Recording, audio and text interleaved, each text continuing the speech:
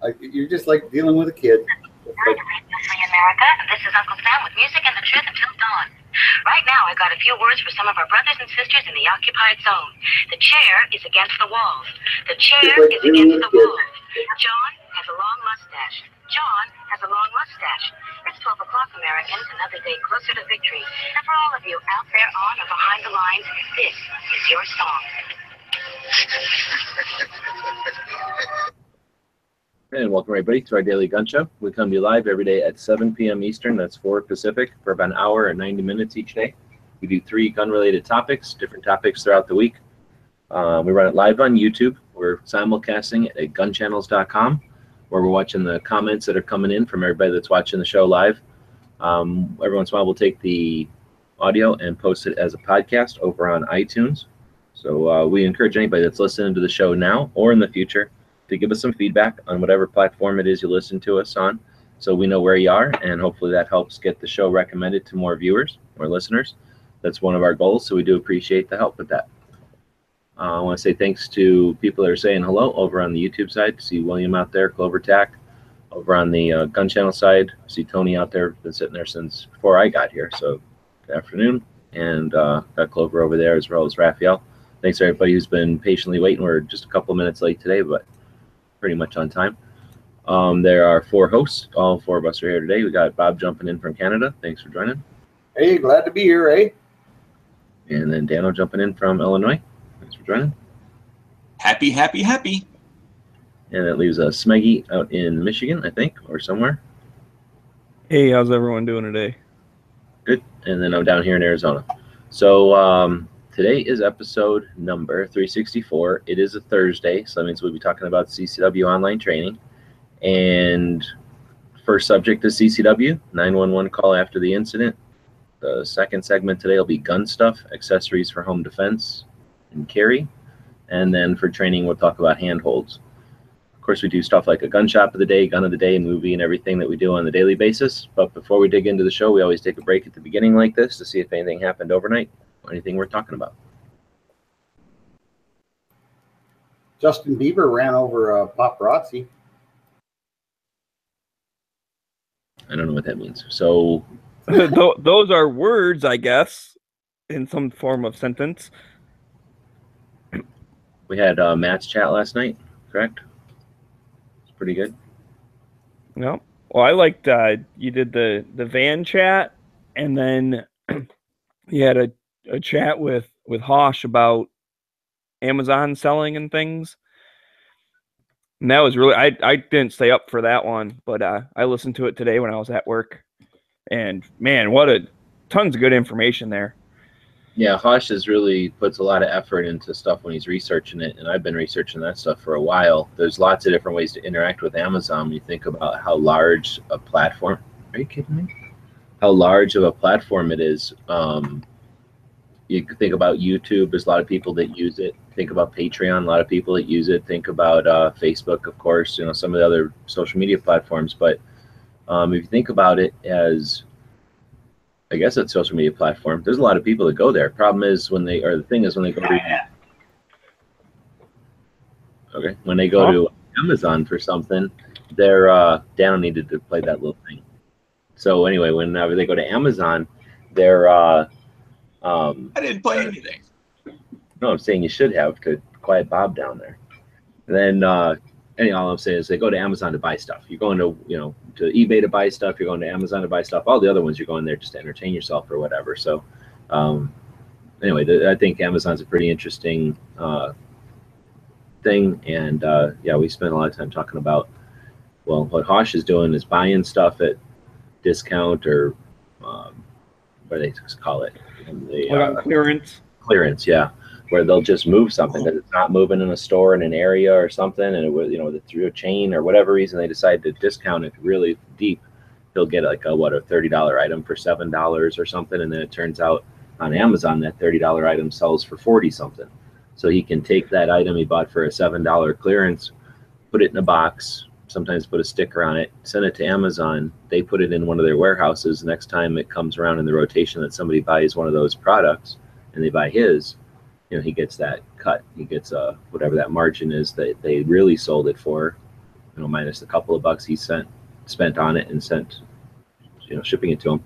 And then the theory is you do that often enough and you make some money. So I thought it was pretty interesting, and hopefully it's something that people who are creating content, creating a channel, looking for some additional income for their projects, something they can look into. And I really think it works because you can use Amazon so many different ways. It works as a enhancement to a Amazon store or an Amazon project of some sort. Something you might just add to yours. It's not exclusive. In other words, you don't need to set up something special with Amazon to do that service or that, whatever that's called. Just a matter of getting into the habit of doing it, I guess, or getting into the routine of doing it. And sounds like some people really make a lot of money that way. So anyway, if it helps people make a couple extra bucks for their projects, great. If it turns into something that you and your family can do and make real money on it, then awesome. But it was really just an exercise in BS and about the Amazon platform for me, from my angle. Right. Yeah, I learned a lot about it, and then right after that, I started looking at some of the suggested things, because of course all the suggested things were about, FBA, fulfilled by Amazon, and I avoided the ones that were like, make $1 million in a year. I quit my job after 2 days. Like those ones, I feel they might have good information, but they're a little too, flashy and catchy. Like they feel scammy to me, right? They're trying to get you to sign up with them or something, right? But I found some other ones that were quite interesting.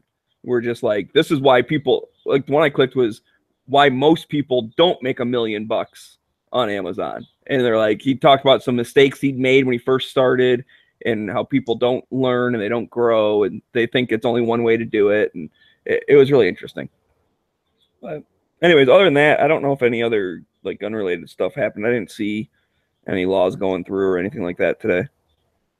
I would be curious because I have not checked the news at all today. Has there been any more blowback, et cetera, in regards to what Trump had done yesterday morning in regards to the changes in the military personnel? Oh, I don't know. I've been ignoring that stuff. A bunch of people have come out and spoke out against him, but I've just been skipping over those headlines.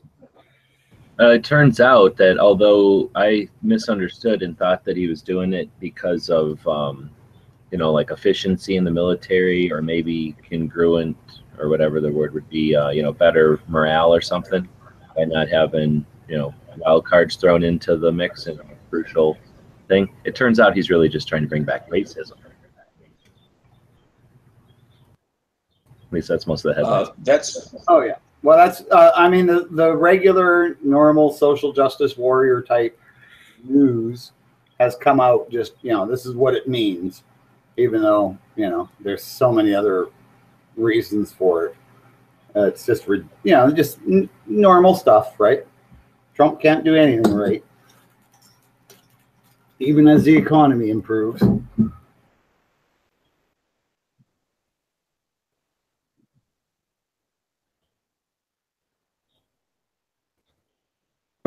Anyways, I think that about wraps up what's happened recently. Yeah, wow, man. I speak and the world goes silent. What the hell? I can't even walk away to go cut a melon in here? Well, at least let us know you're walking away.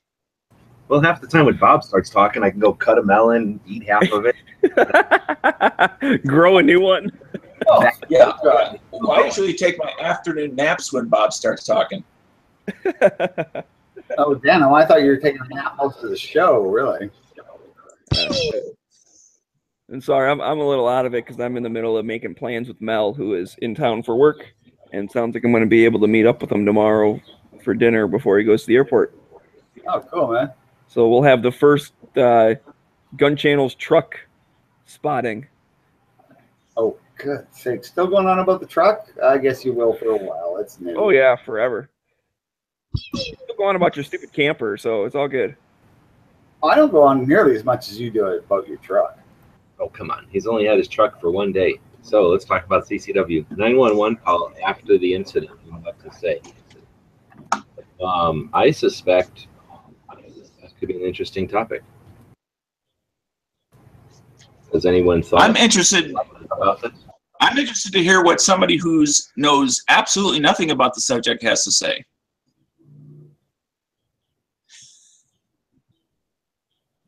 I guess we're all waiting for Bob to talk then. I'm just here we go, right? Because up until last year, I'd never had the opportunity to carry a firearm for defense. So I had never even thought about it. Never crossed my mind. And if it did, it was probably like, well, I'd just phone them and tell them what happened. And I mean, the police, they're going to do the right thing. And yeah, basically, that's all I've ever thought about it. Tell them the truth. I saw a guy, so I shot him. Well, no, you tell them the truth. The guy broke in through the door, had an axe in his hand. I, emptied my magazine and pooped myself a little. No, so if we're talking about real life, what Bob Sloppy ass just said there, it was not the kind of thing you'd want to just say to a thing. You don't need to put those kind of descriptive details and bring evidence into play. That's going into court. I don't know if it says it when you call 911, but you might as well say everything you say on this call will be held against you. Yes. So it's recorded, obviously. So everything you say is ultimately important because it's all going to be brought back and used against you by the other attorney any way they possibly can, fold it or twist it. So I think it's definitely something that if you're carrying a firearm and you're practicing aiming that firearm, you're practicing manipulating and drawing that firearm, you ought to be practicing what to do under the ultimate need of that firearm, what to do to keep yourself available in freedom to your family and yourself for the rest of the time, because you can succeed and live through an incident and then completely screw it up and spend the rest of your life in civil detention. There are reasons that professionals encourage you to not just get on the phone and start blabbing away. Certainly what G-Web said is 100% correct, but in addition to that, it will not be one of the times that you will be able to clearly articulate what happened. Like now. And what happened in the correct order, and to truly give them a picture over the phone. All you want to do is tell them somebody is hurt and needs medical attention or shots. Keep it very simple, very brief. Don't go into who shot who got hurt, what happened. Don't go through any of that. I'll stop short of saying what to say, but I agree with Dano that you want to be aware of what you're saying and say it with intent. So practice or think about it for a second, say it, and then having said it, shut up. Yep. Right, and that's the thing. I'm trying to remember the exact wording. I've heard it before from the guys at Second Call Defense. Like when you get that insurance, which I know we're not necessarily talking about this topic, but they send you a little card to put in your wallet that has like a little speech that says like, I defended myself, leave or send police and medical, blah, blah, blah. I'm wearing a blue shirt. Like you do kind of want to tell the cop who you are and establish that we're the But that's victim. when once you're on the phone. We started with the 911 call. Well, that's what I'm saying. On the 911 call, you establish you're a victim, someone is hurt or possibly dead, and then, I'm the one with the blue shirt, don't kill me type of thing. Because when the cops roll up, they're going to be all hyped up anyways, and you'll probably still have your gun in your hand in case you're, worried about other threats or whatever, and you don't want that to turn into a bad situation. But then I agree with you on the other stuff. Don't say other things. And then I've also heard once the cops show up, point out important evidence and witnesses, and then say that you're willing to comply, you're willing to make a statement and stuff, but you want to talk to a lawyer. Yeah, after you've spoken to a lawyer, you will be willing to make a statement. And don't let them, a common tactic is to, have them, whether it's, because it's true, the good cop, bad cop thing. One guy comes up real hard, one comes real soft, just to get you to talk, because they don't know you from Adam. They don't know if you're the bad guy who's been waiting all his life for this one situation to arise so he could rise to the occasion. They don't know you. That doesn't make him a bad guy. That just makes him kind of weird. No, I'm saying play the role of good cop, bad cop. That's a technique of investigating. There's lots of techniques, and the cops aren't on your side. They don't have to tell the truth. Yeah. There's nothing about their job that says they got to tell the truth to you, so they can say whatever they want. Yeah. And they can approach you as a good guy or a bad guy or however you perceive it. So yeah, you're gonna be going through a lot of stress. I wouldn't take that opportunity to make any decisions other than like, let me catch my breath and talk to a lawyer real quick. It is completely legal for them to manipulate you to get you to talk. Yeah, and it's to their advantage. Just get it over with. They don't care. They don't care about the conclusion or nothing. They care about getting paperwork done and movement. So if they got everything to do that. Now, you know, and after that's done, you're done until you talk to an attorney. And at that point, you won't speak unless an attorney is present. Now, what should you expect? I know this is going a little bit beyond, but you should expect to go down to the police station. You should expect to be booked. And more likely than not, you should expect to spend the night in jail. Now, if you're polite, courteous, and everything else, depending on how busy it is and everything else, there's the possibility that they may take it a little easier on you rather than throw you in a cell with 20 other guys. You know, you may get a slightly different treatment if you appear to be just a regular guy who got caught on a really bad night. No guarantees, of course, but know what to expect. Yeah, you could just as easily get into an easy situation like that where they understand your situation as fall into a situation where you're a fucking bad guy because you shot somebody's kid or something, and now you're basically a murderer. So you could fall into just as horrible a situation, or a horrible situation, I think, just as easily. Or maybe not just easily, but just as much. I mean, there's just as much potential. The other thing is that if you keep all your phone numbers and stuff in your wallet on who to call, you need to expect that they're going to relieve you of your wallet, including all the information inside of it. So when it's time for your one phone call, if that's when you're waiting to make your call, you're not going to be able to make it unless you have that number memorized. What? I never heard of that. So they're not going to make you memorize numbers? Yeah, they're going to take your firearm. They're going to take your wallet. I mean, when you get checked into the jail, they don't let you go in there and keep your wallet.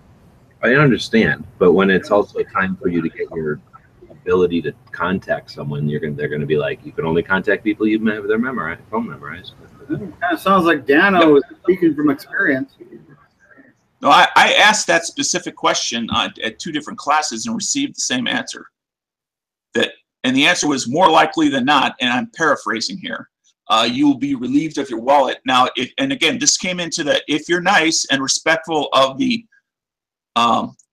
sheriff deputies, they might be willing to open your wallet and show you, not give you, show you a card, which you can then dial a number, which is why you need to make that call before it ever gets to the point of the handcuffs coming out. I don't think we live in fucking Russia where you fucking are fucked because you got arrested for something and you don't even have an opportunity to look in the phone book or something for a phone number that you have to have a phone number memorized. I've never heard of that before. I'm pretty sure if you're in jail, as an example, whether it's an attorney's phone number, how often do you call your attorney? How often do I call, whether it's one of my professional contacts or whether it's my concealed carry insurance provider?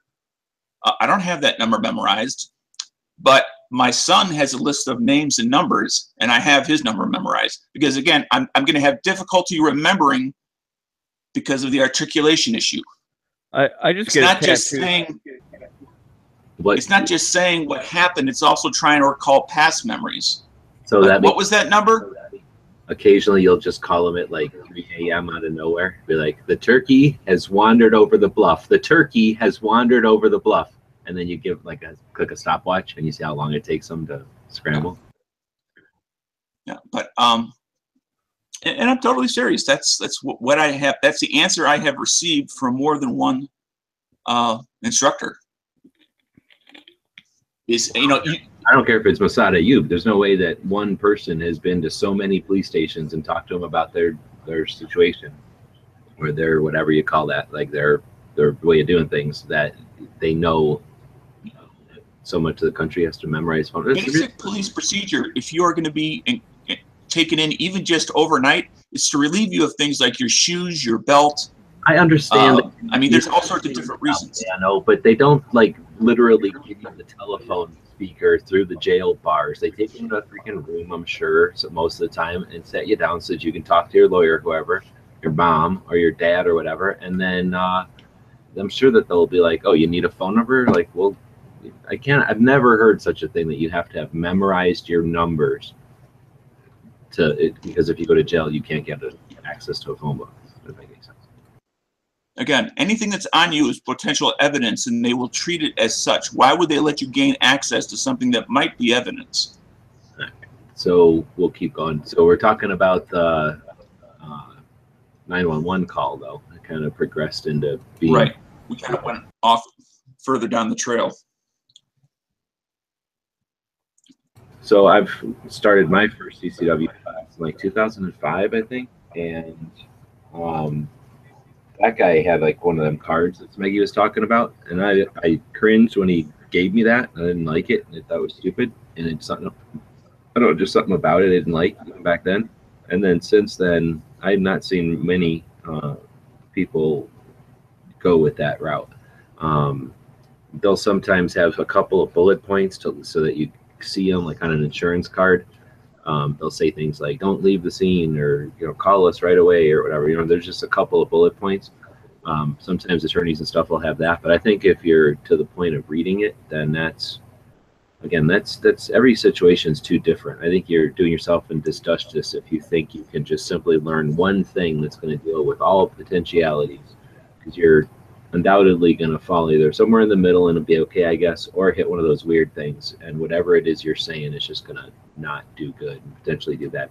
So I'd rather go with some of the theories or philosophies, I guess, of some of the schools that or some of the stuff I've seen where they'll encourage you to like pay attention to the police, what kind of police officer shows up, what's the situation, and then in this circumstance, go this angle. In this circumstance, you might want to, go this way. And if it's this horrible circumstance, your best bet is to just, stand there. So, in other words, you don't want to always just stand there and be mute.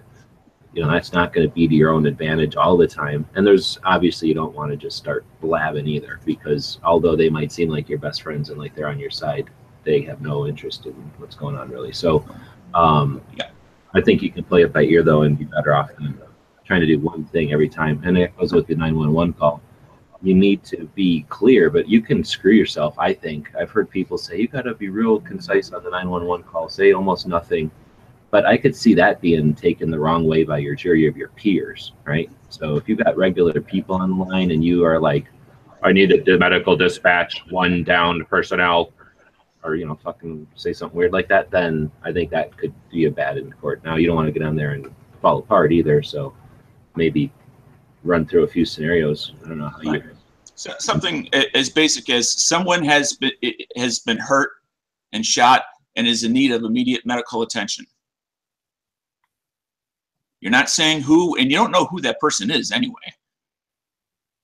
I mean, something as simple and short as that. You're not saying your role in it. Yeah, so a lot of times, though, you say, someone has been shot, please send medical attention. They're going to go, shot? I'm not sending anybody until the police get there. Where are you, and who are you, and how are you? And they're going to start asking you questions, and then we're going to stand there. Well, I mean, it's okay to give them the intersection or the address, but when they start asking, for detailed questions, and once you've given them the basic information, the call is done. Now, I would leave the phone open and on in case, for some reason, it's not over and you just think it's over.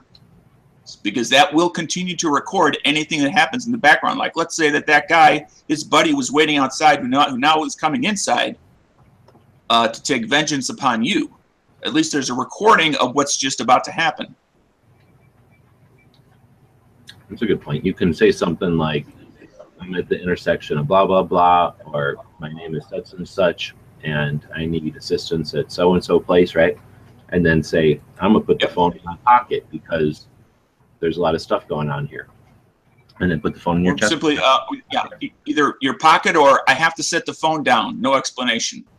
I wouldn't put it down. got pockets in your shirt normally, that's a perfect place, and then you can hear everything. Maybe even the camera can Well, over the top. depending on how I'm dressed, if I just have a t-shirt on, I don't have a pocket that's good. And putting it in my jeans pocket, it's going to muffle everything. All right, well, so let me take it to this level. Are you seriously going outside prepared if you go out in flip-flops and a tank top, wife beater looking shirt, and then something like that happens and now you don't have a pocket where it would be pretty handy? Or do you dress? I normally wear, well, you shouldn't have to be on guard 24/7 for the span of your life. Let me just state that as a cover-all statement. You should be able to go white, which is what you're describing. Did you just say go white? Yes. White. Color code system for awareness. White is basically being oblivious, not being aware of any danger in the world, being a child, being, I don't know, sick, being delusional. So it's being asleep basically, and that's what I was getting to, is that, you know, so you're going to go out carrying a gun, but you're going to also not give yourself any other resource. So I understand what you're saying. I think you sometimes just want to go outside and enjoy the backyard with your family, but then maybe don't carry a gun if you're going to be in the backyard without any other kind of stuff. I mean, I like to have my wallet with me if I got my gun usually. I don't have to in Arizona. No, I was thinking of going outside of your property or your home. Yeah. Like you want to go on vacation and you want to go to the beach. But if you got a gun and then you're going to wear around clothes that are not conducive to what you're wearing that gun for, you don't need, then that's all I'm saying. Maybe it's worth thinking ahead and saying, okay, if I am carrying, well, maybe I'm not wearing flip-flops. Who got attacked by a hurricane? I think that was you, Webs. What happened? I don't know. Someone was like rubbing on their microphone or something. It sounded like a hurricane. Yeah, that's super annoying. Whatever. Yeah, that. Really, that's just taking a paper towel and gently touching it to this tiny little hole on my laptop. Well, interesting. All right. Well, anyway, I guess that's all I'm saying is if you're going to carry, if I'm carrying, I'm wearing boots and stuff. And, you know, if I drop my gun down into a ravine, I'm not going to be like, I got my flip-flops on, I can't go get my gun. Well, a real man would just take flip-flops off and go down barefoot, man. No, not really. That would be a caveman. Take the shit out of a caveman with my boots on. But proper footwear, you know, it is an important subject. I mean, even just simple gym shoes, something that you can run in. You know, a caveman who had to survive back then would kick all of our asses. I don't think so. I'd take on any caveman, anytime, any of them. Especially if you're carrying. I don't care about. I'll take them out with my brain and my ability to use tools better.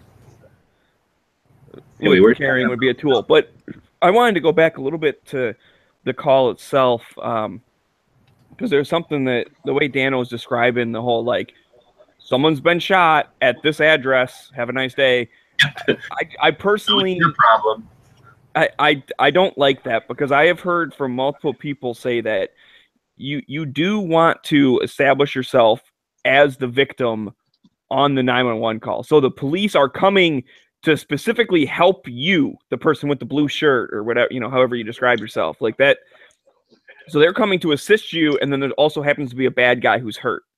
If you're just like, I don't know what happened, someone shot, and then they show up and be like, oh yeah, by the way, I'm the one who shot it. It could look like you were trying to hide that fact on the NRA or on the 911 or something. Like, I'm just, so everyone I've heard has said, like, I've been attacked, I defended myself, send police and medical assistance, and then that way you've established you're the victim, you've established that you fought back and that the bad guy is hurt or deceased, and you want police and medical assistance, because you're not, especially if you just hurt them, that helps you, I think, in civil stuff of saying, like, listen, I did what I had to do, but I wasn't, I don't, like, want the dude to die. Like, if he's still alive, I want them to send medical help to try and help, you know.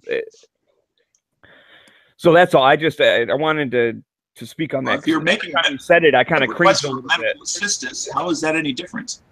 Yeah. So yeah, basically though, I think what he's saying is that if the dispatcher asks you, "Are you sure he's dead?" You don't go put another round in and go, "Yep."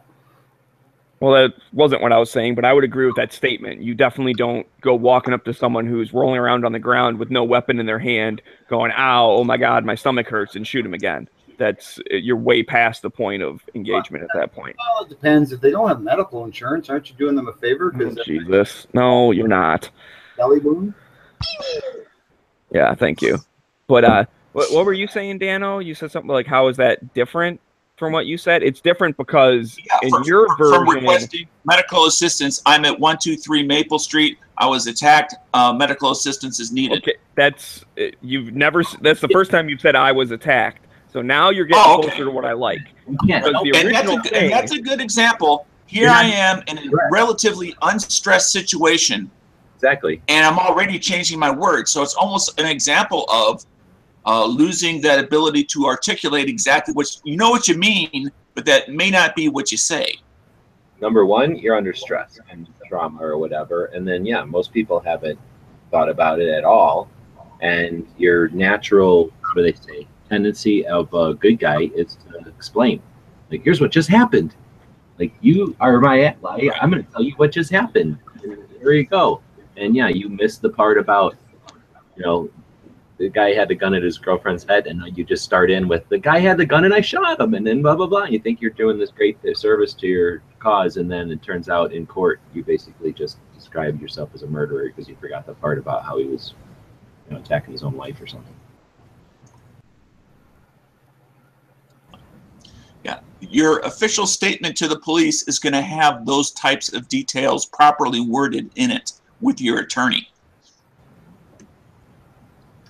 And there's no gain at all to get communication faster. There's no advantage to speed.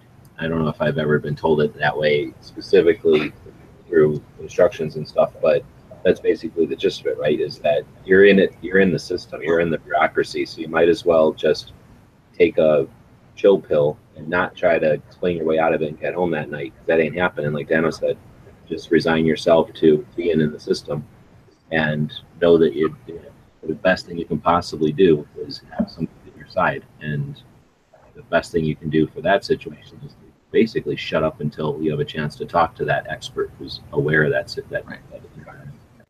Now, the only exception, and I know somebody in here, I don't know if it was Smeggy or G-Webs that already mentioned it, is when the police do come, is you do want to point out possible evidence, shell casings. You do want to point out people, possible witnesses, whether it was what happened just before, what happened during, what happened after, helping describe the vehicle if they got away.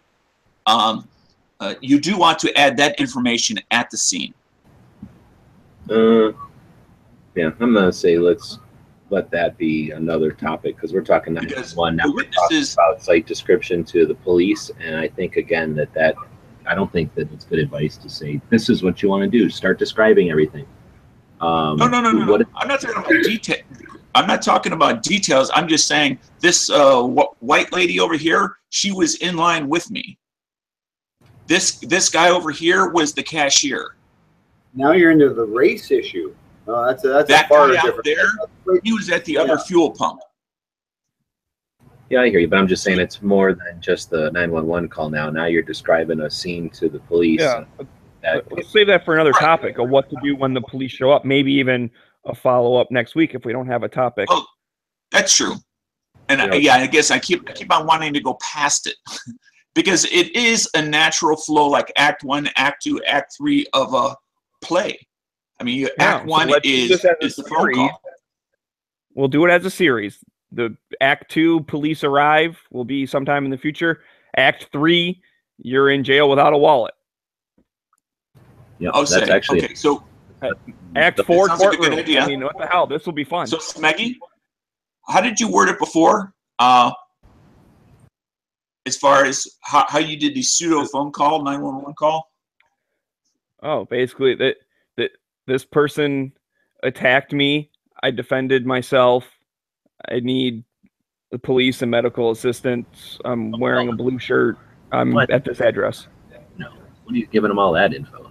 I wouldn't recommend all that. Well, that's what I've heard multiple people say from different things, and that's what I've chosen to go with. But And that was just a summary. in regards to timing,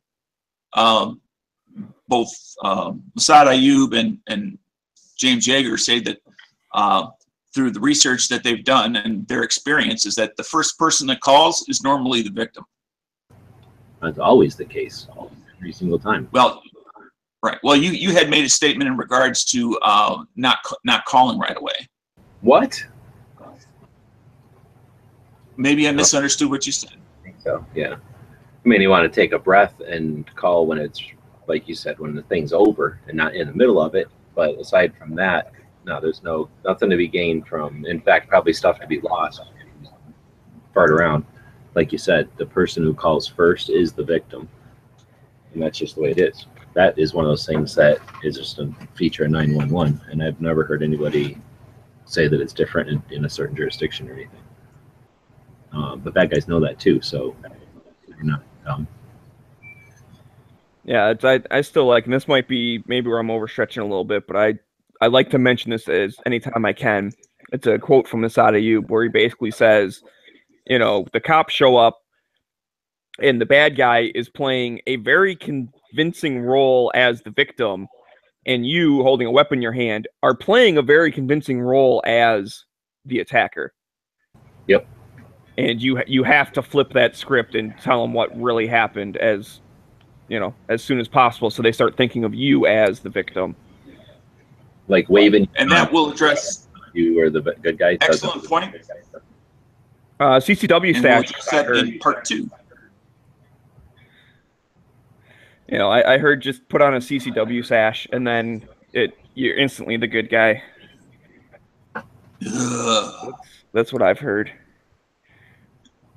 Well, what you could hood have one of those. You could have one of those windbreakers that's like a raincoat made out of like a garbage bag, and then one of those little sacks, and then you could say, "I'm gonna."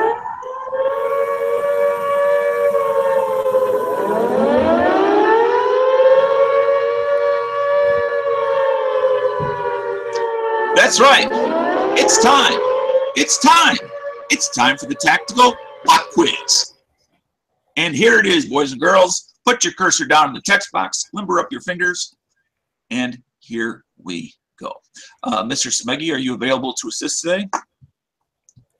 I am available. Give me 2 seconds. I have not read the thing yet, and my computer's being No weird. problem. Okay. That's an interesting answer. Okay. Okay. I did not know that. All right. I will read the question twice.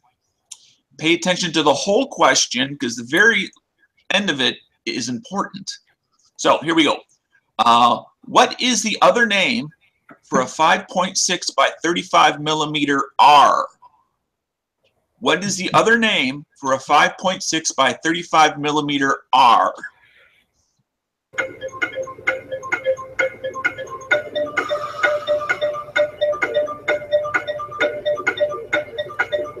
Not Trevor.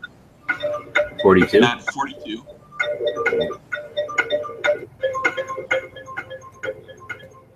Who's not even on YouTube? Not Frowny Face from Studley. That's more of like, I give up, I think. All you got to do is type like 6. Hey, mister. Hey, mister. Don't be putting that kind of stuff on this site. Hey, what the hell is this? Spill. Not 5.6 Swedish. This is too. All right, we'll go through one more round before I call it done. And then everybody. So if you're Googling, Google your heart away. Not 223. It's not 223, Bob. Oh, there we go. Sharknado was so close. Why do you say no? Isn't that the answer? All right. Well, unless there's a last minute Hallelujah pass or Hail Mary pass, We have an I'm going to answer. call this one. We have an answer. Yes. We do. YouTube. Yes. Who's our winner? See, Dano, Mel Smith over on YouTube. yeah, Dano, 22 Hornet. you have to quit talking long enough for us to get out that there's an answer, you know. Actually, Bob, you need to stop interrupting the guy who's telling me there's a winner. So what's the name of our winner today, Schmeggy? You can't win, Bob. Mel Smith over on YouTube. 22 Mel Smith, Hornet was the correct answer. You are today's tactical pop quiz winner with 22 Hornet, which is the answer we were looking for and the answer that was submitted. So congratulations, you are today's tactical pop quiz winner. Every time one of us cuts one of us off, you have to take a drink, and that's how we kill our audience. Do we have to follow that rule? Because then we're just going to start No, we talking would die. over each other even more. We would just die that way. All right. Well, that wasn't even the second segment of the show. We already have the tactical pop quiz. I guess it could come at any time.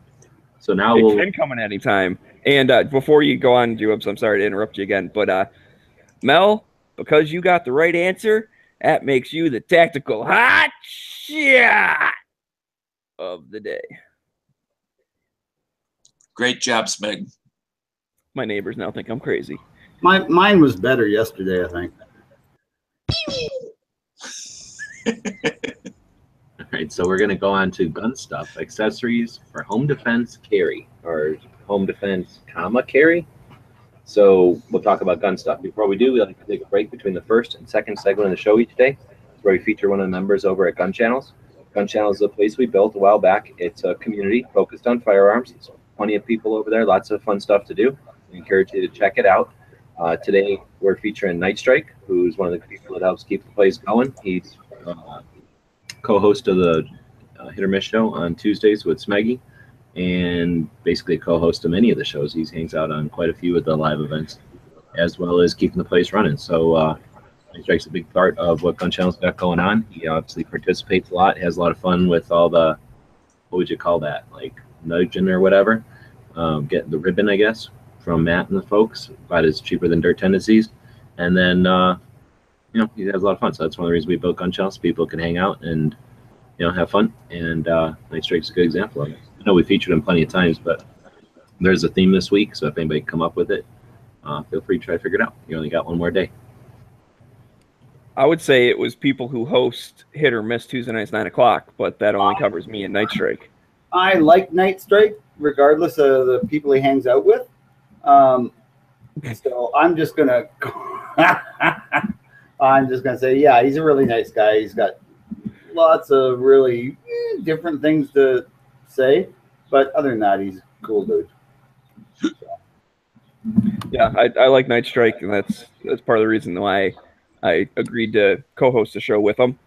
And I just want to say that he is the one who strikes at night.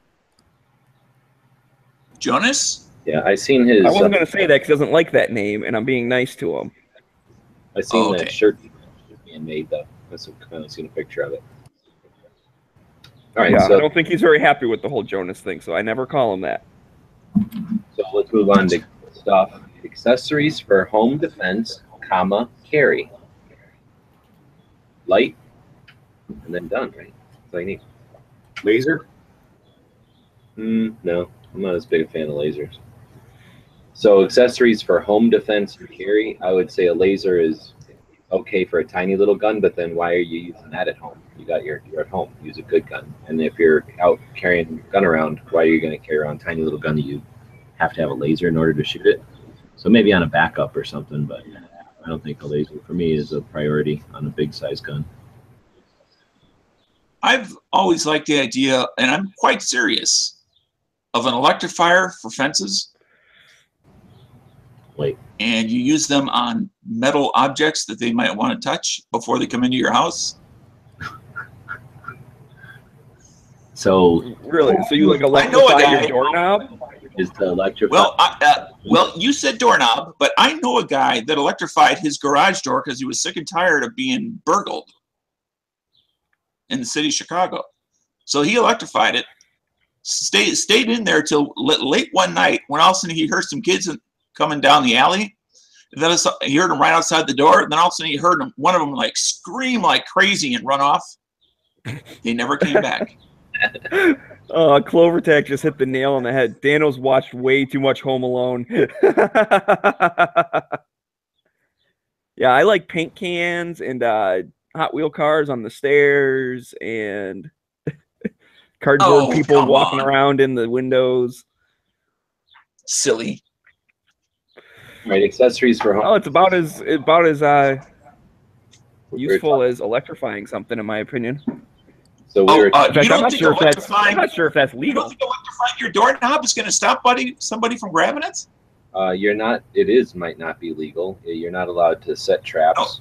Reason. It's So absolutely not legal. I had no intentions of saying that it was. I'm just saying it will work, and I know somebody who did it.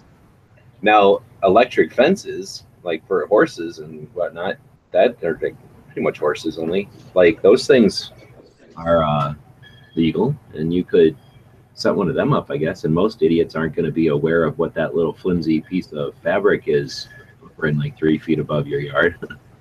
So that could be funny if some dummy's just like going up and snooping in a window or something. They might not like that. But accessories, I think we were talking about Masada Ube earlier, and he brought up an interesting thing. I don't think it was in a lecture or even in a class. I think it was more of like a YouTube video or a YouTube video that was made of like a short of something that he was talking about, like some talk he was having with somebody. Anyway, his concept was when traveling or at home to have soft armor, buy an inexpensive set of soft armor or an expensive set, depending on how much money you got. And then on the front of it, a lot of times they'll have some pockets. If it's law enforcement or security, they'll have, pockets for badges or just pens or whatever, right? So, and depending on how it's set up, we're not talking like a tactical thing as much as just literally a soft piece of armor. And then that way you've got some defense if needed, because you can put it on. But if you're clearing your firearm for whatever reason, you're in your home or you're in a hotel room or something, now you've got a piece of soft armor to muzzle. So you've got at least a little bit of barrier penetration or whatever to, in case you're on the second floor or whatever the hell it might be where you have to clear a firearm, work on it or clean it or something. So, and then on the pockets on the front, he recommends having like a flashlight, your keys, and a phone. And I guess depending on how tactile you want to get, a second mag. But the concept is then if you hear that bump in the night, the gun is also stowed in there, so maybe like a nut and fancy type of situation. So basically you have this thing next to your bed, and it's everything you need for defense, and it's a little bit practical. But you hear that weird bump in the night, you're in a strange place, or you're in your own home or whatever, it's something you can put a robe on or something, shirt, depending on what's going on, to be discreet about it. But then you've got everything. You got your phone, you got your light, and you got your keys. So you go outside, you find out it's a coyote snooping around, or neighbor cat got stuck in something and is trying to climber around to get out of it, and you just holster and go back in the house. But if it's something worst case situation, you've got pretty much everything you might need. I thought that was kind of neat. I don't know, it might be a little bit overboard for some people, but I think that might be a place to start for home accessories. I think with maybe the exception of a home invasion, where they're not breaking in, they're running through your house. And unless you live in a mansion or have a very large home where you got time to wake up, become aware, because you're not going to sleep in it. Put that on, which is relatively quick, but you don't necessarily have minutes and minutes. No, you don't need to put it on though. 30 seconds. You can stick your forearm through the armhole and carry it around like a shield or like a towel if you were a butler or something. You can carry an item without having to don it, and you don't have to carry it with you. You can still just get your gun and get going.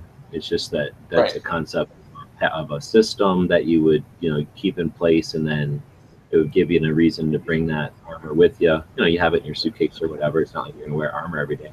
But then the weirdest situation happens and your hotel's under stress, then so you put on some soft armor. I could see worse things. Yeah. No, it sounds completely reasonable. And I think in your home, what you got to realize, Dano, is if they break in the front door, you don't know that they know to run right to your bedroom. They might be, rampaging through your house. They're waiting for your dog to show up, or they're letting your dog run out the front door, or they're freaking doing something bad to your dogs. Who knows what they're doing? Or they're screwing with the wrong door. They're breaking into a closet or something. You can sometimes get alerted. I think it's not like they immediately run and grab the valuables and they're out before you know they're there. Yeah, they'd have to know the layout of your house.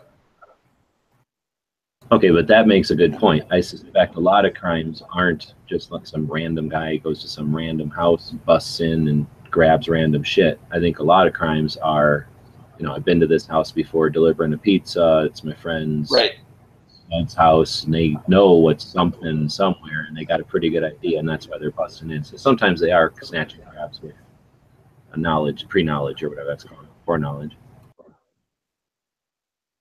We had some chat out there on the YouTube side talking about EarPro. And that could be something you'd leave on the nightstand next to your gun type of thing, too. Yeah, I think that was actually part of Masadiev's thing, because you put on that electronic ears, and it's just like the advantages for hunting. You can hear better than them. You can now crank them up and hear like a superhero. Yeah, and you know your house, so you know what's supposed to be making weird noises and what isn't supposed to be, and when your dog would make a noise or whatever.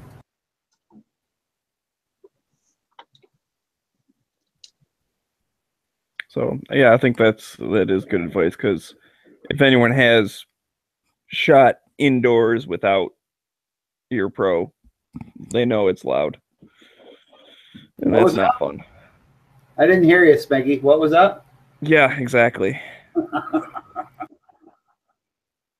right, so I think that it's also louder when you're out at a range anticipating. I think if you're under stress and all your systems are shutting down and tunnel vision, I'm not ultimately critically worried about it. And I'm also like Bob, I've shot enough times, I think, unfortunately, that I've lost all my fine hearing or whatever, my sharp hearing or whatever it's called. So I'm with you, but I think I'm more of as an aid than so much the ear protection part of it, because what are we talking about?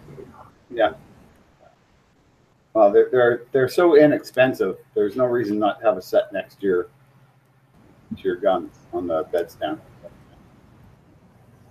All right, well, let's move along. We want to kind of keep the show going today. I have a thing I have to do right after the show, so let's kick it into gear. So now we're going to bring it in the fourth and cruise the rest of the way. We've got the daily stuff to hit, or we got our third subject. You guys got any preference on what we go to next? Are you out of here? I'm here. Okay. What do you guys want to do next? What does the audience want? Give us some feedback out there. We're not. Well, they can't see the show notes. Oh, come on! Every day we talk about a gun day. Every day we talk about a movie of the day. Every day we. Yeah, do they want to hear the gun of the day? They want to hear the what a movie of the day we don't have. Okay, so their options are our training idea, the gun of the day, all the stuff. And that. Let's do the gun of the day. I'm making an executive decision here. There we go. All right. Well, and then we'll do the movie. Steadley said movie after that. Okay. What we're talking about for the gun of the day is a Harrison and Richardson. I think HR 999. Now it's a 9-shot top break 22 rimfire revolver. Is that German for no? No. 9. Oh, 999. Okay. No. Anyway, yeah, I guess it would be really. But it's a really cool little revolver. I've always wanted one of these. I've never found one at a time when I could afford it or, it was a good price. But I think they're really cool. I love the top break action because, I love top break revolvers. They're just so English. And 9 rounds of 22 long rifle or long or shorts, whatever you want to shoot in it, really. And yeah, I think it's just a really cool little gun.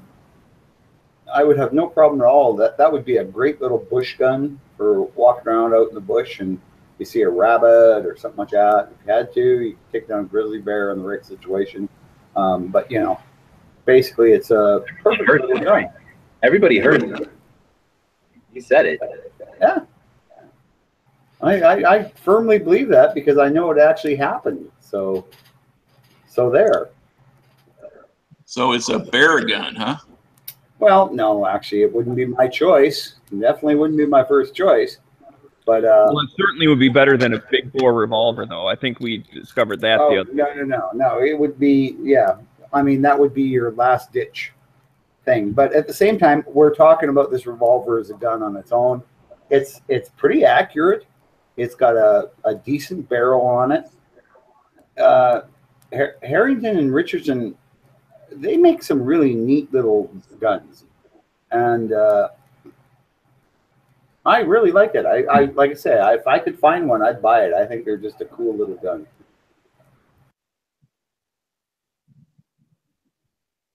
Yeah, it looks pretty neat. It says right here, symbol of quality firearms since 1871. Shoot a bear in the knee.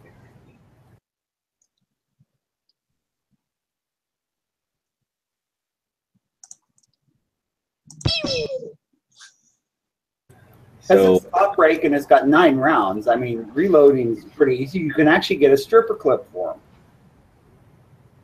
Stripper clip, speed loader. Stripper clip. Well, not a stripper clip. Speed loader. Sorry. Speed loader. Speed loader. I misspoke. So I think that 9 rounds is interesting instead of 10 or 8. So I'll give it that. But it looks stupid, so I'm not giving it anything for that. And I don't know why you're saying that. See what happened? Oh, and Google said "F you" to G-Webs, Well, and that was the end of him. see, he was insulting the Harrison Harrington and Revolver. They you out. They lash out. And we're getting some feedback from you, Bob. I don't know what changed, but all of a sudden you're echoing. Really? Yeah. You're on the pocket of big HR. No. Right when we started going the day, you started echoing. I don't know if like your speakers turned up or something or what, but He gets all excited for the end of the day. He yells. See, Anyway. Google agrees with me. What? What do you mean?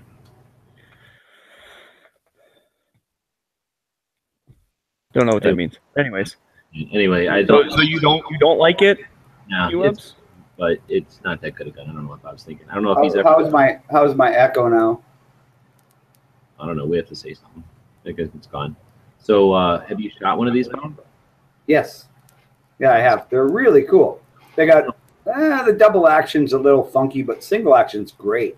I mean, I've shot rabbits with these things. They are so much fun because you got 9 rounds, and a running rabbit is just a real. It's a challenge, but it's such a satisfaction when you roll up son of a gun up, at 25 yards or whatever. I don't get that quest of the thirst to kill like that, Bob. But I don't like it. It's a big clunky gun, like you're saying. You blow off the second, the double action. The ones I've seen are kind of cruddy. I don't know if it's just a tendency of the mechanism to get crudded up, or if they're maybe getting rusty springs or crickety. I don't know why, but anyway, they're okay. But I'm not going to go as far as happy as Bob is about them. But I do like this one. Head on it. Oh, Yeah, that's kind of cool. A little bayonet on a revolver. That's kind of neat. This is the part that it's got a lot of gun for a tiny little cylinder, so I don't like that proportion. And what's this thing going on behind the trigger guard? I don't like that. I don't need it. It's like some kind of train wheels. I don't want it. Oh, it's classic. It's classy. For old men. That whole gun is classy.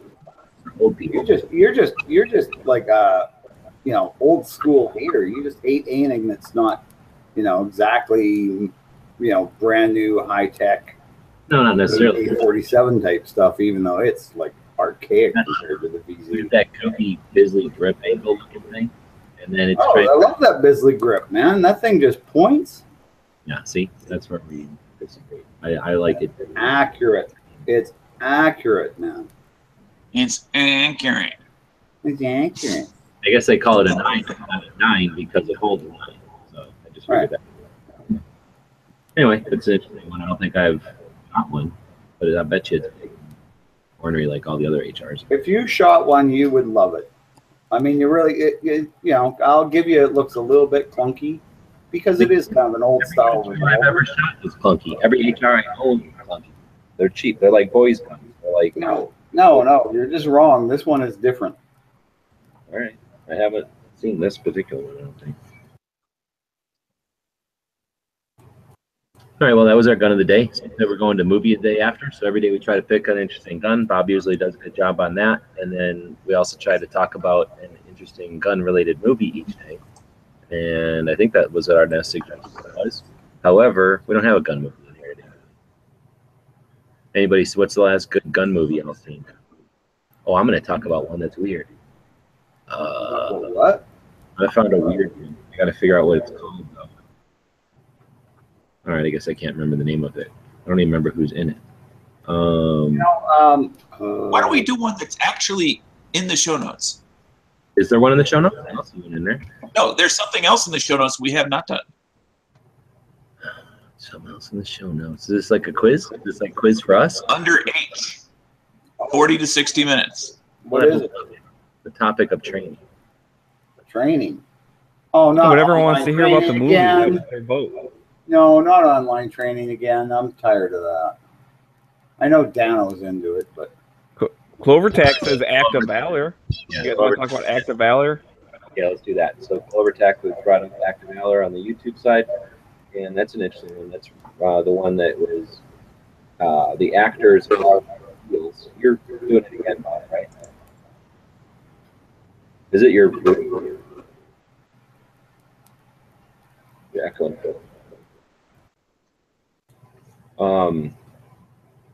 The actors are SEALs, and while the plot, I guess, is fiction, it's based off of the kind of things that SEALs do, if I understand it correctly. And then a lot of the scenes were actual munitions and stuff, because those guys, don't need to use blanks and stupid shit when they're doing stuff that they do daily.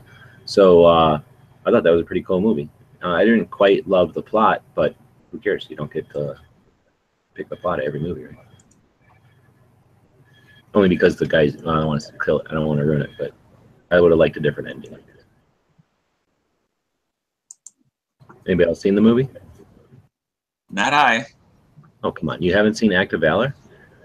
yeah, I don't think so. Was that based on a true story though? No. What I just said was that while SEALs portrayed the actors, the story was fiction. Okay. At least one I understand. Well, they said it was fiction. Was that one of those ones? I mean, it was pretty realistic because it had the people that do that kind of stuff anyways. So as far as gun handling and the different things, it was pretty realistic. I think it was very realistic for gun handling and that kind of thing, and like their tactics, I guess you could say, and the way that they moved around and operated with each other. I don't know if they bothered to put, actual real energy harnessed from the earth. What is going on?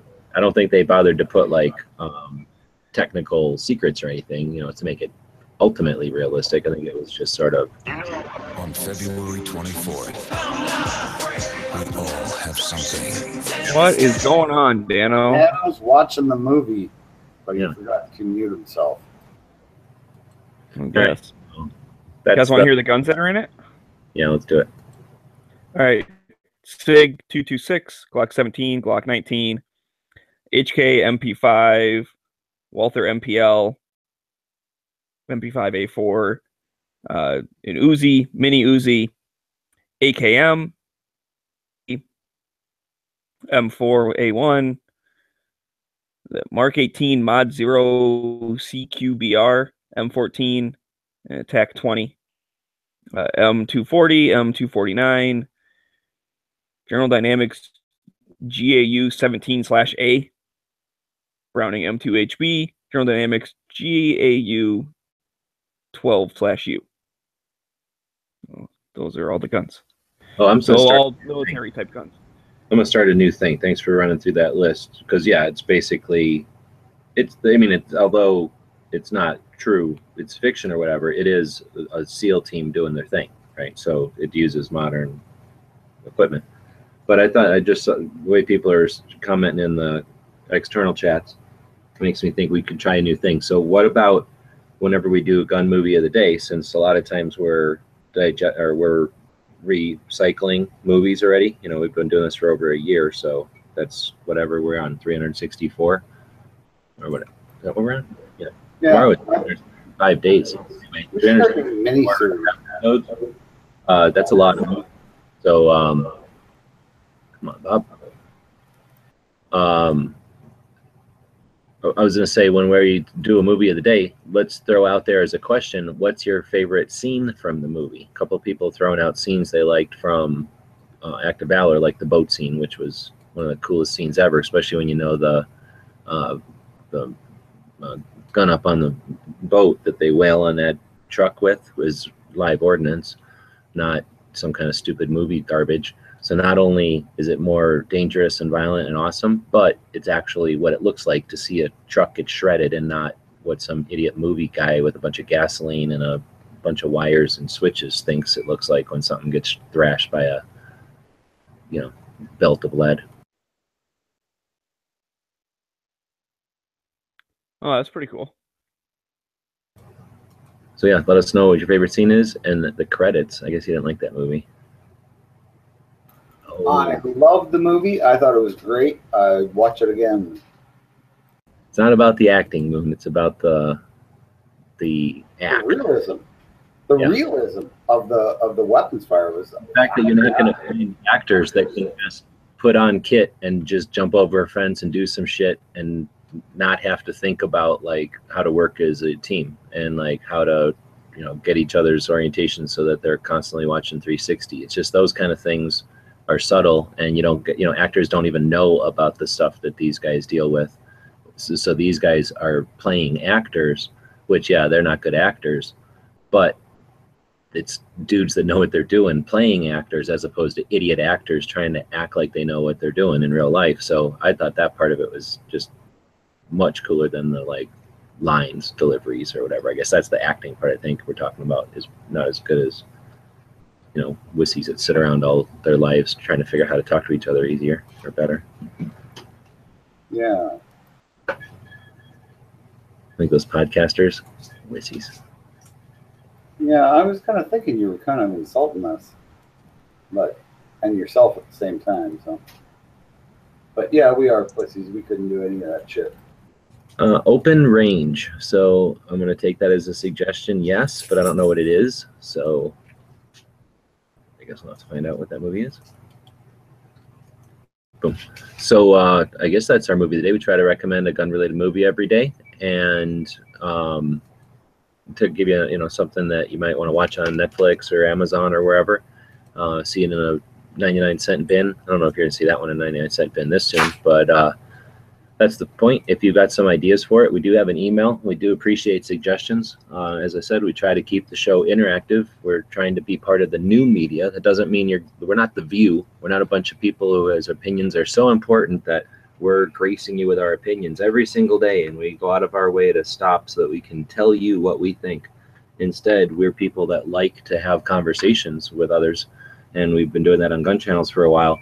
And in order to keep that conversation going through the highs and lows of the politics and the trends and the, different industry highs and lows, we decided to start doing a podcast every day with a couple of goals. We want to talk about a gun shop every day, some of these other things on a daily basis, and also just talk about guns, not necessarily as the agenda-based media wants to tell us what topics to talk about, but on our own pace and with the interaction of our audience. So we do appreciate the people that are taking us up on that and utilizing the text feeds. And again, there's some people listen to us after the fact. Either they can't listen to us at our time live, or they listen to us at work or something, so they purposely record the show or something and listen to it during work hours.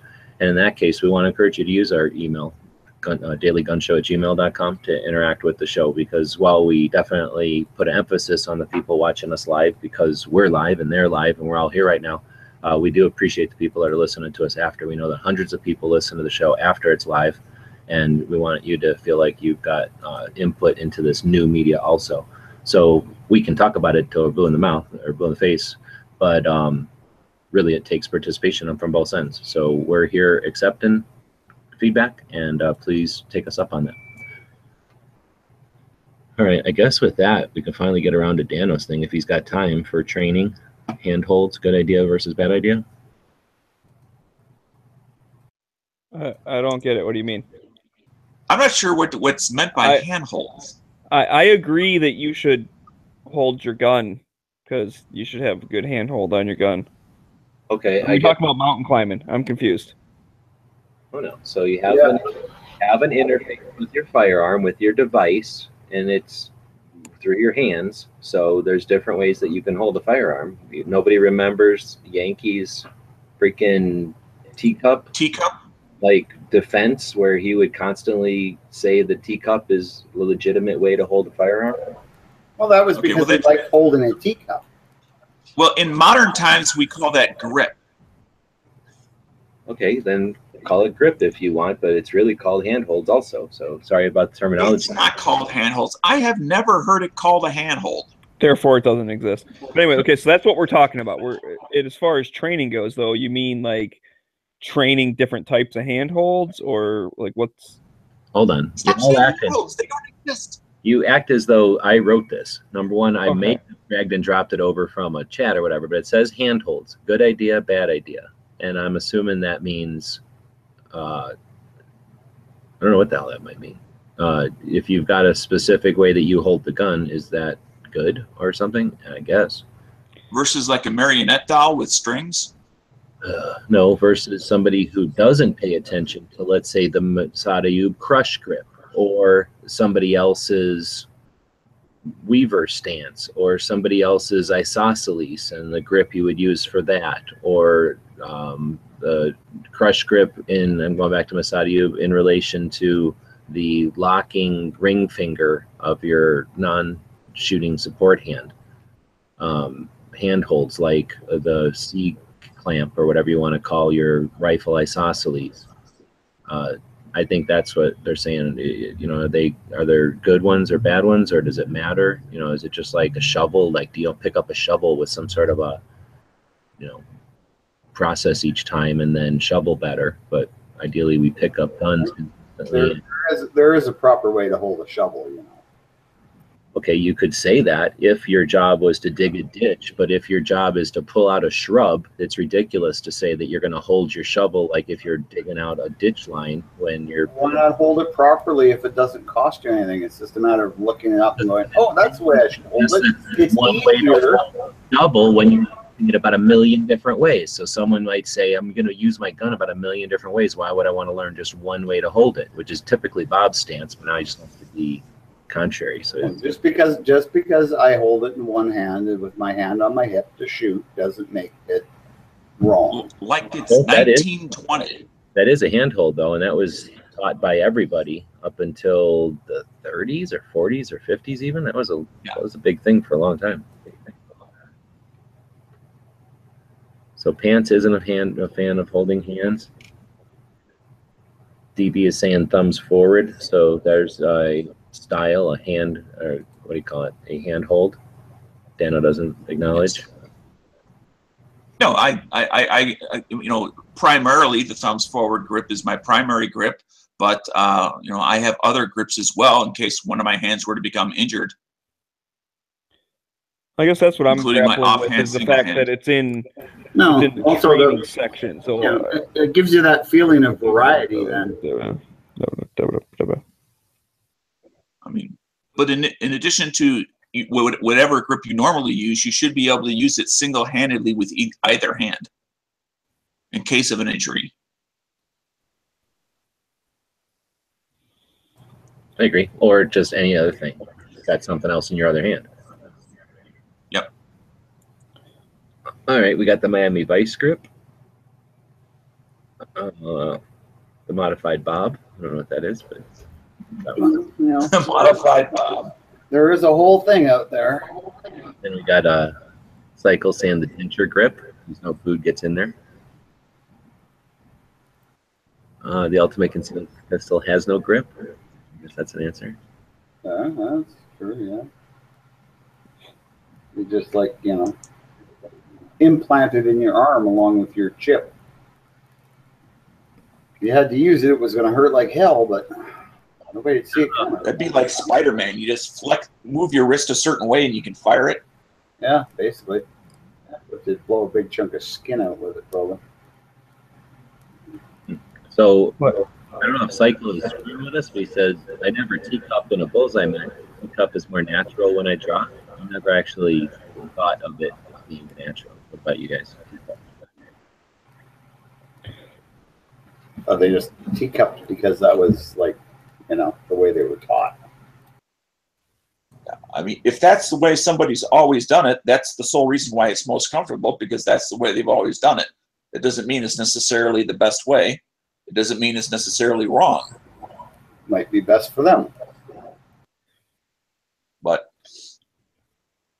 that's one thing. Yes, it might be best for them because that's what they've done most of the time. But there definitely are people have taken time to, figure out from even like a physics point of view why one grip works better than a different type of grip, and right. to ignore that modern knowledge that, hey, there's a reason thumbs forward works good because it's all about the surface area of your palm and friction with the grip and the angle of your wrist and all this different stuff. There's a reason. Get your hand out of the ejection port. Not the ejection port, but the for changing magazines. Get your hand out immediately out of the way for ejecting a mag. Anyway, so what do you think? Is there should you always be chasing that newest, bestest grip, or should you just shoot with what you're comfortable with and accept that it might not be the best for everyone, but it's what works for you? And no, that's sloppy and ignorant. So I think that you're going to suggest that the newest grip is somehow bad because of the way you're making fun of it or whatever. No, I'm just saying, why keep chasing it? Because I don't think you're chasing it. I think you're letting things develop. So if you're going to suggest that any change is bad, then no innovation can take place and nobody can get better. So I would look, instead of being snide about the new developments, I would look at where those developments come from. And if we're paying guys a lot of money and we're training them hard to do jobs that are horrible, right, with firearms, and then those guys both use firearms a lot and in all kinds of situations, become very familiar with them, intense training the whole time that they're in those positions, and then develop while they're in those positions preferences and knowledge about what's working and what doesn't, and then they get out of those positions and go into the commercial market, and they go into a industry where they train the guys that are coming after them in those same positions in the military and police. I think that that's ridiculous to fluff that off as like those guys.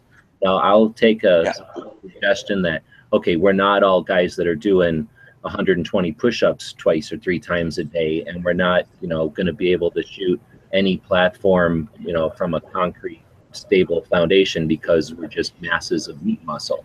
But there are things that these guys are developing in their constant use of firearms that are definitely worth taking. And here's the thing, just like military surplus Jeeps or military surplus guns, that's military surplus knowledge and military surplus innovation. And those guys are taking that stuff that we taxpayers paid a shit ton of money to teach to those guys. Those guys happen to live through it. And some of these guys are really good at developing further and teaching it, moving that information along. It would be ridiculous for us to blow that off like so many people like to do and say, oh, that's just the new fad. That's just the new thing. You're chasing the thing. Like, that's just ridiculous. Well, Bob is advocating basically for a closed mind, which is extremely dangerous because when something new comes out, it's not necessarily good or bad. It needs to stand on its own 2 feet. And regardless of whether, your current movements may be very efficient for you, there may be something that comes about that is more efficient in terms of time. And a tenth of a second can make the difference between you getting shot and going down and the other guy getting shot and going down. I mean, just those small amounts of time do matter.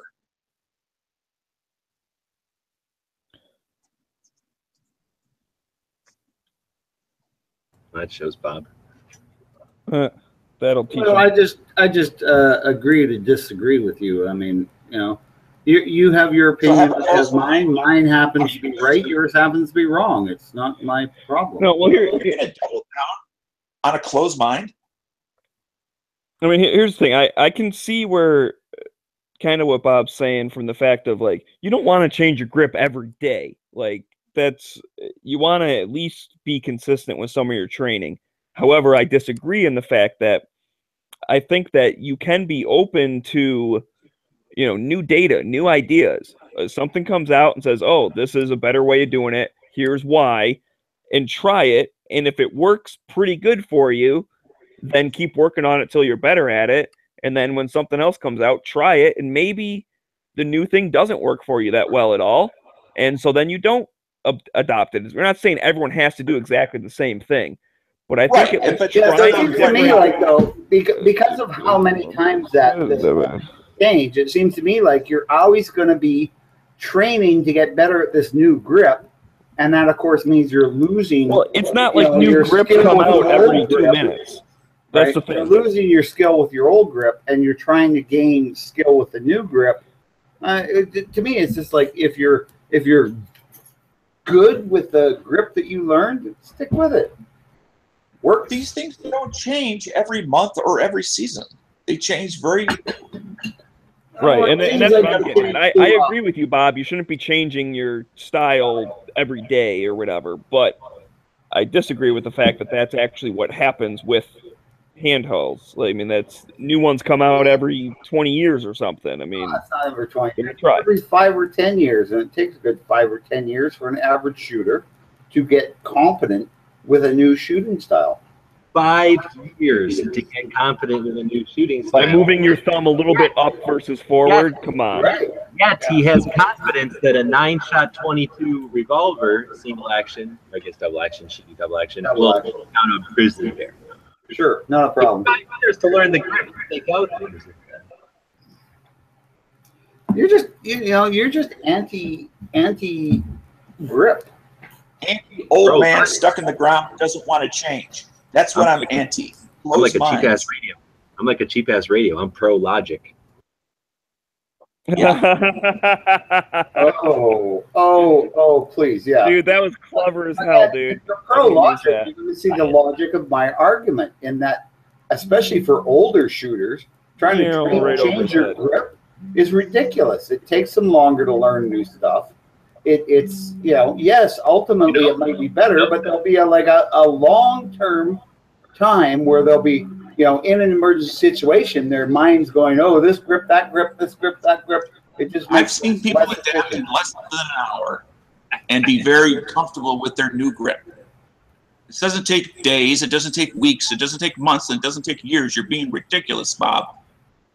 No, I'm just telling what the truth is, Dano, and you just can't take it. Their mind is a steel trap and it's closed shut. We got competing echoes and it's taking a toll on our audience. And I need to get over to the place and get my unlimited internet little dongle. So let's cut this. Why don't we move it along? Let's cut this shit short. I think we're about done. We don't have a gunshot today because we're bad and we do our bad show hosts. But and we didn't have one. Default Tucson Guns, one of the best gun shops out there, has been supporting gun websites since 2004. Check them out online. They sell stuff on Gunbroker all the time. It's Two Gun Pete on Gunbroker. You can get a link to it from TucsonGuns.com on their website, and that's a plug right there because they're good people. And if you're looking to buy something, take the time to buy it from them. Keep them in business. Everybody needs a little help at this point. That's our commercial. We did the pop thing. We did that thing. We did that thing. So I think we should talk about what's up tonight. It's Thursday, so that means we have no idea if Matt or Yankee are doing shows since they're completely rogue now. But we know CloverTac is doing a show later on today. So stay tuned for that. We know that Tac Daddy out in Florida is doing Gun News Weekly. Stay tuned for that one. Actually, first, I think that one will come up in a half an hour if I'm doing the math right. And then CloverTac will be after that, if I understand it correctly. We encourage you to check out those shows. Tomorrow morning, Jimmy James will be doing the Early Watch, a long format show over on Gun Channels where It's fairly formatted, but it's also kind of open discussion, and it's 6 to 8 hours long. It's all morning, much better than any kind of radio show you might listen to, much longer. Since it's run by the people over on Gun Channels, it's also commercial free. So we encourage you to check that out. We'll be back here at 7 p.m. Eastern, 4 Pacific. CloverTac saying over on the YouTube side that Yankee at 10 Eastern, and then CloverTac at 11 Eastern. So thanks for that update and clarification. Am I forgetting anything on the what's? Nope. I think we're good. It's time for our quote of the day, I think. All right. Well, before we get to the quote of the day, I just want to remind everybody, support us on Patreon, support us through the store on gear websites. Let's talk about the quote. This is Clint Black. Yeah, anyway, before that, share, like, subscribe, do all that good stuff for us. Get our podcast out there. So, Clint Black, you can say stop or alto or use any other word you think will work. But I found that a large bore muzzle pointed at someone's head is pretty much the universal language. I like Clint Black. On that note, I want to say thanks to everybody for watching and listening. And we'll see y'all tomorrow. Encourage you to take. Guys and gals of gunwebsites.com encourage you to take a CCW class every year, practice at least once a month, and carry every day. Thanks for watching gunwebsites.com.